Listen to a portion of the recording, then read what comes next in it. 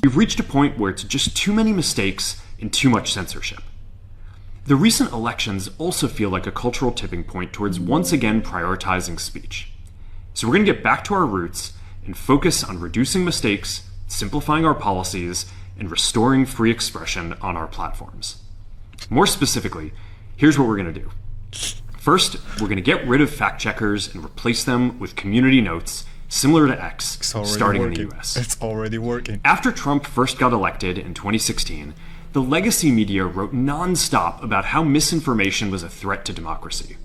We tried in good faith to address those concerns without becoming the arbiters of truth. But the fact checkers have just been too politically biased and have destroyed more trust than they've created, especially in the US. So over the next couple of months, we're going to phase in a more comprehensive community notes system. Oh really, Zuck? Now, of all times. I mean, it's a good move for him. Trump got elected and the results are already showing. Illegal immigration is a farce. What do you call it? What do you call it? Undocumented? Government. It's an imaginary line. I dare you to cross the Canada-United States line. White man. How dare you? How dare you? That was kind of I'm racist. a privileged white man too. But you know what I'm You doing? just called me a privileged white man. You cannot be racist to white people because white people are the dominant race in this country. Full stop. You were calling me privileged when you don't know anything about me. I could have grown up in Section 8 housing. This is privilege. Okay, all right. Tell me this. Tell me this. Tell me this. Tell me this.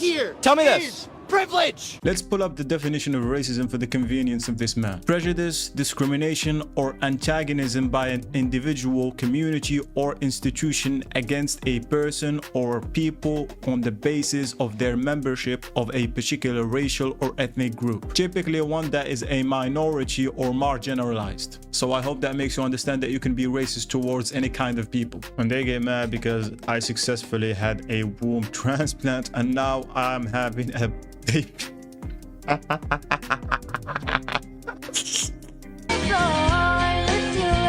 This will always be impossible. Let me show you why. First of all, as a male, your DNA is not going to communicate with your body to form enough blood for either you or the Frankenstein baby to survive. Second of all, the HCG hormone levels that's found in females is what forms the placenta inside of the uterus. The HCG hormone levels in your body is what forms testosterone and sperm, meaning your Frankenstein baby is not going to survive because the placenta is not going to form inside of your uterus because you're a male. And lastly, all of this could have been avoided by having a good relationship with your father. My name is Chloe Cole, and I'm a detransitioner. Another way to put that would be, I used to believe that I was born in the wrong body, and the adults in my life whom I trusted affirmed my belief, and this caused me lifelong, irreversible harm. I speak to you today as a victim of one of the biggest medical scandals in the history of the United States of America. I speak to you in the hope that you will have the courage to bring the scandal to an end and ensure that other vulnerable teenagers, children, and young adults don't go through what I went through. At the age of 12, I began to experience what my medical team would later diagnose as gender dysphoria. I was well into an early puberty, and I was very uncomfortable with the changes that were happening to my body. I was intimidated by male attention, and when I told my parents that I felt like a boy, in retrospect, all I meant was that I hated puberty, that I wanted this newfound sexual attention to go away, that I looked up to my brothers a little bit more than I did to my sisters. I came out as transgender in a letter I sent on the dining room table. My parents were immediately concerned. They felt like they needed to get outside help from medical professionals, but this proved to be a mistake. It immediately set our entire family down a path of ideologically motivated deceit and coercion. The gender specialist I was taken to see told my parents that I needed to be put on puberty blocking drugs right away. They asked my parents a simple question. Would you rather have a dead daughter or a living transgender son? What the fuck? The choice was enough for my parents to let their guard down, and in retrospect, I can't blame them. This was the moment that we all became victims of so-called gender-affirming care. I was fast-tracked onto puberty blockers and then testosterone. The resulting menopausal-like hot flashes made focusing on school impossible. I still get joint pains and weird pops in my back, but they were far worse when I was on the blockers. A month later, when I was 13, I had my first testosterone injection. It's caused permanent changes to my body. My voice will forever be deeper, my jawline sharper, my nose longer, my bone structure permanently masculinized, my Adam's apple more prominent, my fertility unknown. I look in the mirror sometimes and I feel like a monster. The drugs and surgeries changed my body, but they did not and could not change the basic reality that I am and forever will be a female. When my specialist first told my parents that they could have a dead daughter or a live transgender son, I wasn't suicidal. I was a happy child who struggled because she was different. However, at 16, after my surgery, I did become suicidal. I'm doing better now, but my parents almost got the dead daughter promised to them by my doctors. My doctors had almost created the very nightmare they said they were trying to avoid.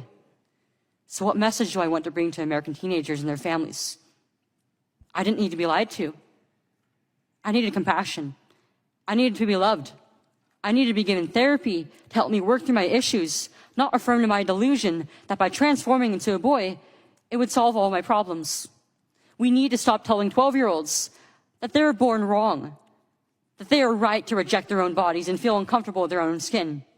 We need to stop telling children that puberty is an option, that they can choose what kind of puberty they will go through, just so they can choose what clothes to wear or what music to listen to. Puberty is a rite of passage to adulthood, not a disease to be mitigated. Today, I should be at home with my family celebrating my 19th birthday, and instead I'm making a desperate plea to my elected representatives. Learn the lessons from other medical scandals like the opioid crisis, to recognize that doctors are human too, and sometimes they are wrong. My childhood was ruined along with thousands of detransitioners that I know through our networks. This needs to stop. You alone can stop it. Enough children have already been victimized by this barbaric pseudoscience. Please let me be your final warning. Thank you. I'm not gonna lie, this was a heavy one. One only can imagine the things that this little girl had to deal with. This is another reminder that children and teenagers should not be permitted to make permanent changes to their bodies, and parents should protect their vulnerability. Everyone knows, but no one's allowed to talk about, working for a female boss sucks, especially if you're a girl. Everyone always talks about the patriarchy keeping them down. Smash the patriarchy. The patriarchy is the only thing that has ever promoted me. Ask any girl when you're just having a casual conversation and she's not being a feminazi if she would rather work for a male or a female, and she will tell you. And why? Because women are jealous, women are moody, women are insecure, and for some reason they take all of that out on the women working for them, because women are mean to each other. We are our own worst enemies, and maybe, just maybe, it's because women aren't meant to spend their childbearing years in a corporate workplace, but we're not allowed to say that. You can't sit with us! This is absolutely true, and I'm sure that most women are gonna be angry with her for saying this out loud. Wanna know why I left the left? Because feminism is no longer about being female. Because they're all about diversity of identities, gender, races, sexual orientations, until it comes to diversity of thought. Because they claim that misgendering is literal violence, yet always misgender trans people that disagree with them.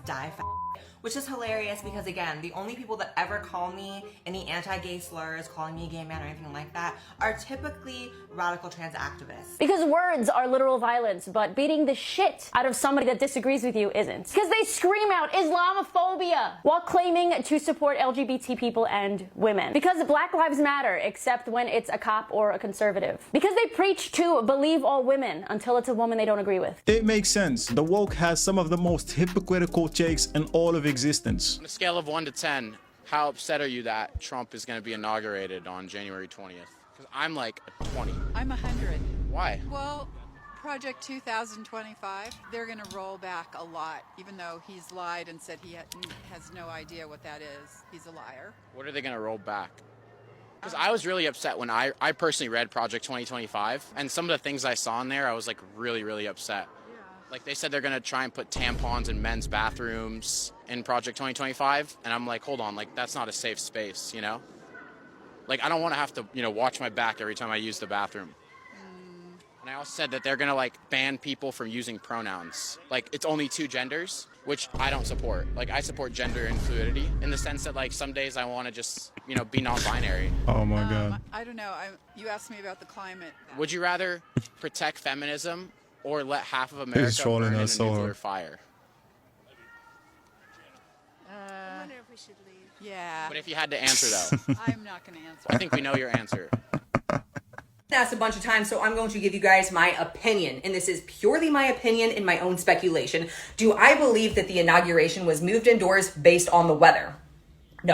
No, I am not inclined to believe that. Now, could that have been part of the decision? Yeah, absolutely. I think that could have been part of it, but I am more personally inclined to believe that this decision was pushed through based off of some sort of credible and potentially severe security threat. That is my personal opinion, my speculation. That is what I am inclined to believe. Now, either which way, whether it was purely on the weather and to protect the health of everyone who's going to be out there, or if it was a security threat or a mix of both, I support the decision. I fully support the decision. Even if I'm a little bummed out, I support it and I understand it. I'm still going to go. I'm still going to have a great time. I'm still thrilled to be there and to be part of this historic event, but that's my speculation. Yeah, let's be honest. We all know what she's talking about.